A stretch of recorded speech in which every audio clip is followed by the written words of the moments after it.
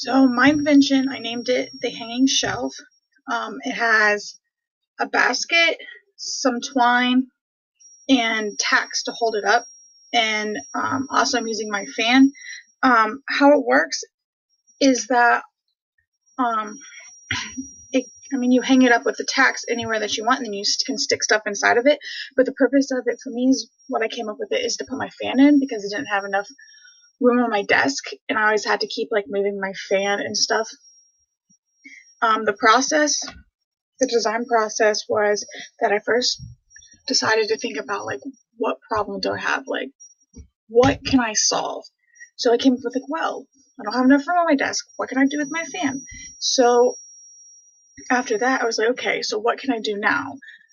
So using that question, I looked around. I was like, well, what do I have that I could use?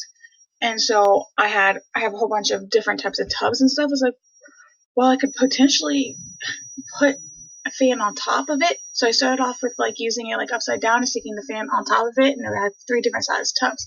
Well, I found that this tub that I'm using now is a better size for the fan, and that the fan is more sturdy inside of the tub than turning the tub upside down and sticking the fan on top of it.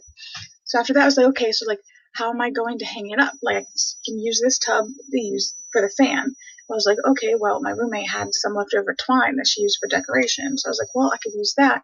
Now, what am I going to use to hang it up? And then I was like, well, I have tacks, so I can use some tacks. But the trouble that I ran into was how many tacks you use. So you have to use multiple tacks depending on the weight of the objects that's inside of your hanging shelf.